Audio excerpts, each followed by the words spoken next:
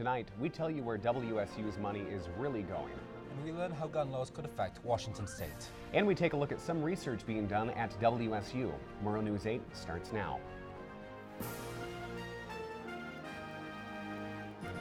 From Studio B on the campus of Washington State University, this is Pullman's only nightly newscast. This is Murrow News 8.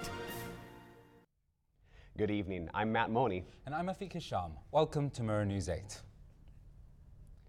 Athletics here at Washington State draw a lot of fans and support, but the university's recent financial numbers show the debt keeps piling up. Casey Shainline joins us from the Football Operations Building to give us more details. Casey?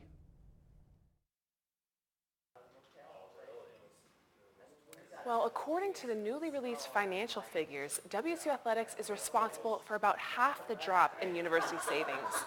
In fact, the athletic deficit of the past 5 years sums up to more than 4 times the deficit of all WSU colleges combined. So does the athletic department always rely on the university for funding? Not necessarily. Normally, the athletic department manages their own budget completely separate from the university. However, when they started overspending, they dipped into the school's general savings. They spent about $50 million, which has sparked some debate in the academic community. I'm Casey Shainline, Murrow News 8. Last night, ASWSU senators met with city officials in a special joint meeting at the Chinook Student Center. The group discussed several community issues, including recycling, transportation, voting, and flu vaccinations. The student senators shared some of their ideas regarding these issues to the entire city council, as well as several department heads and the city attorney. After the community meeting, the WSU Services and Activities Committee finalized the SNA budget. The committee discussed how to split about $10 million to 17 different groups. Student fees will drop by 2%, while the group made a cut of 2.5% to all groups' requests, exempting ASWSU and transportation. Students at WSU presented research earlier this week, but after the showcase ends, their research continues. I talked to a few of them to find out what they do. Students at WSU presented at the Showcase for Undergraduate Research and Creative Activities, or CIRCA, Monday. So basically I'm looking at like this asexually reproducing snail called New Zealand mud snail. I'm looking at how this shell shape, even though it's a clonal snail, sometimes it varies within this specific population.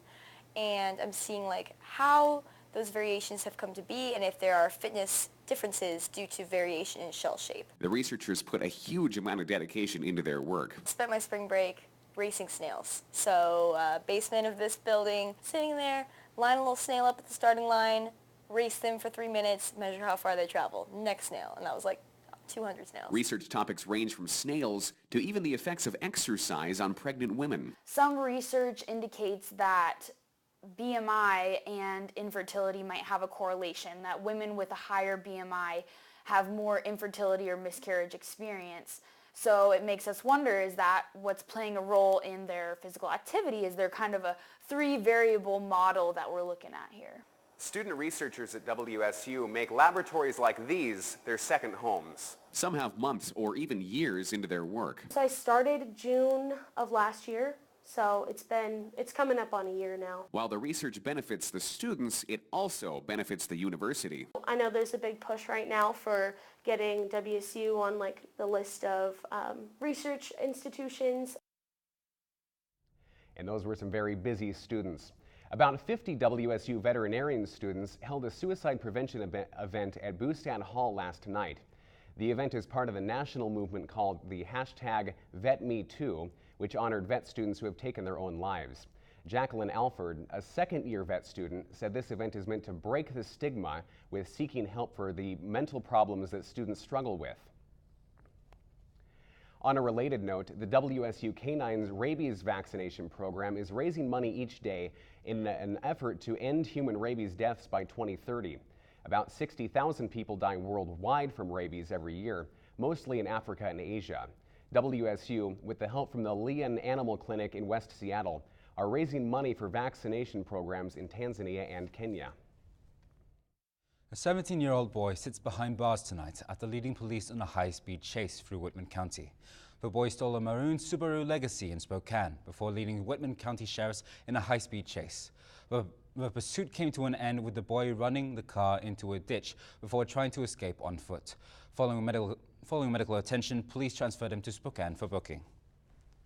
More news in the U of I athletic director scandal as the Associated Students of the University of Idaho adopted a resolution last night calling for the resignation of AD Rob Speer. The decision comes a day after the university announced a 60-day suspension for Speer as they conduct an investigation into his handling of sexual assault complaints made against a football player in 2012 and 2013. Up next, we'll tell you how the national drug issues affect Washington State.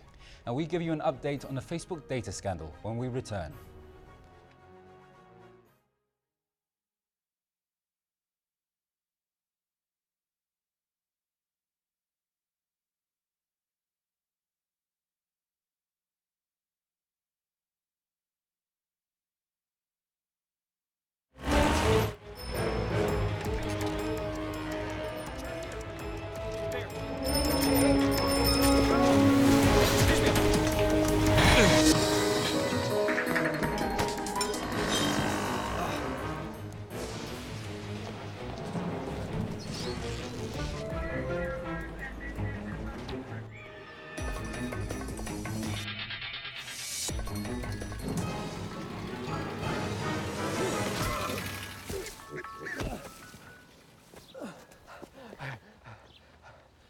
So, same time next week?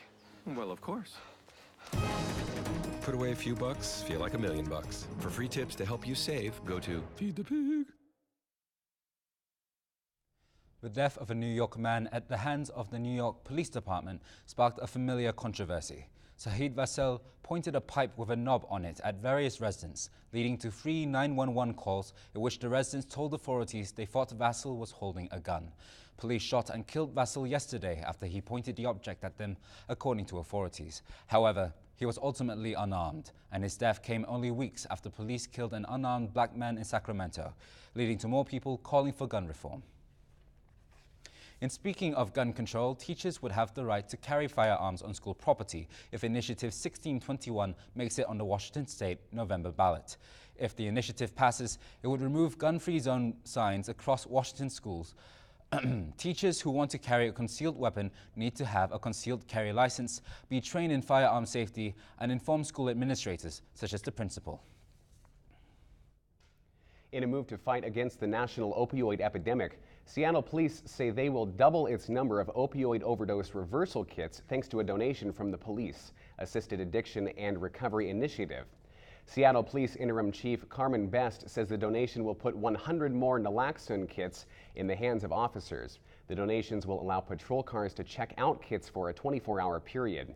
The announcement comes a day after the Food and Drug Administration Commissioner Director Scott Gottlieb suggested mandatory training for physicians nationwide on prescribing opioids. An update on the Facebook data scandal reveals up to 87 million people were affected by the improper sharing of personal data to the political consultancy Cambridge Analytica. Facebook estimates over 300,000 users installed the This Is Your Digital Life quiz that made the data harvesting possible and revealed they knew about it for years. Facebook chief Mark Zuckerberg says Facebook gave their users tools and it was their responsibility on how to use them correctly. Even through the controversy, Zuckerberg believes he is still the right person to lead the company. In international news, former Catalan President Carles Puigdemont was released on bail by the German court after rejecting bail as grounds to extradite the leader. Spain charged the Catalan separatist over the independence referendum in October, which was backed by 90% of the Catalan voters. It ruled his case has no evidence of violence, so they could not charge him. However, the court argued there could be a case for using public funds to hold the unauthorized independence referendum. The rain continues to pour outside. It almost feels like Seattle weather. Up next, Kui Hug tells us what to expect with our 5-day forecast.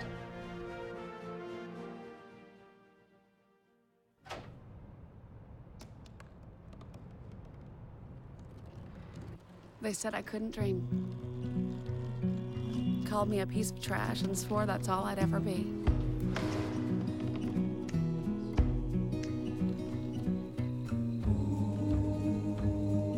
Said water bottle couldn't see the ocean.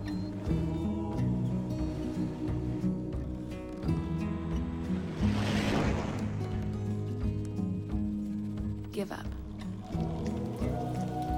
Go back to the dumpster. But I didn't listen. I made my way.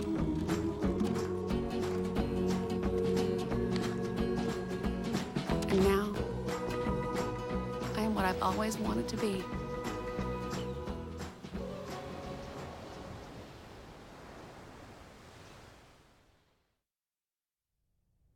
Mom's weekend is on the way, and we all want to know if the weather is going to clear up. Kui Hug joins us with the forecast. What do you got, Kui? Well, guys, it's not going to be starting out today. It was super cold and wet and not really nice outside. But by the time it's later in this afternoon and tonight, you should be going inside, probably bundling up, trying to go put your feet up and watch some TV. Probably play some Fortnite with the whole crew. So, stay inside, keep warm, and don't get wet. Now, tomorrow, it might not be, if we look at the weather on our whole screen graphic, everywhere across Washington is super, super rainy. But the positive side is in the Central Valley, it's heating up. So that means the crops will be growing still in Yakima, and everything will be going good. So that's looking positive. As we go tomorrow is the first day for Mom's Weekend. Everybody's excited. Hopefully, we got rain. But hopefully, even though with the rain, we're still allowed to have fun with your Mom's Week and have a great time. Go take her out to dinner. But it starts, nope. And it starts on the morning, it's going to be super wet and rainy. Then it goes down to the cloudy, and the evening it's super cloudy. So, want to be trying to go find someplace nice to eat. And for the 5-day forecast, it's still going to be raining for Mom's Weekend. So, try and find someplace inside. But it starts out with 28 miles an hour wind on Saturday and 54, and the lowest is 41. And across the weekend, it's going to be rainy. But next week we get some more sun, hopefully spring break. That means spring is actually going to come to the Pullman and allow us to go play some catch outside and watch the Mariners baseball games, something like that, so we could, do something. And so go play catch outside this weekend with your family and have a great time on Mom's Weekend. We may be getting rain, but we know of a new place where you can spend your Friday afternoon inside. Murrow News 8 returns.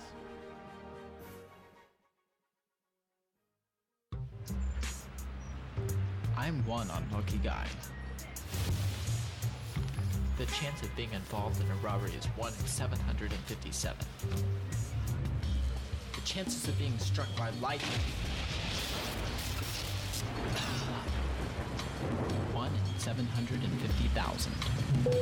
Please fasten your seatbelts for unexpected turbulence.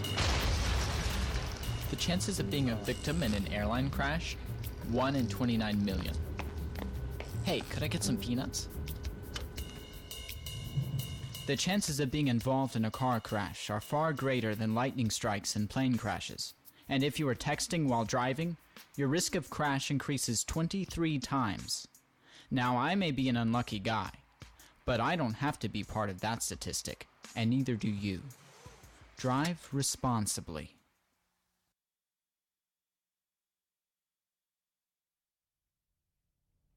The Jordan Schnitzer Museum of Art opened a showcase yesterday displaying student-made pieces years in the making. Titled the Master of Fine Arts Exhibition, it features the works of 7 WSU students. The Jordan Schnitzer Museum of Art will have an official showcase tomorrow at noon for the grand opening of the new building. Well, I hear the displays are kind of unconventional. Yes, it's an interesting looking building though. Have you seen it? The big red one on campus. Great way to start Mom's Weekend is a new campus on building. Take Mom. Yeah, take Mom. Well, thank you for watching, and join us every weeknight at 7 and 10 for Pullman's only nightly newscast. Have a great night, and don't forget to follow Murrow News 8 on Facebook and Twitter. Good night, Pullman.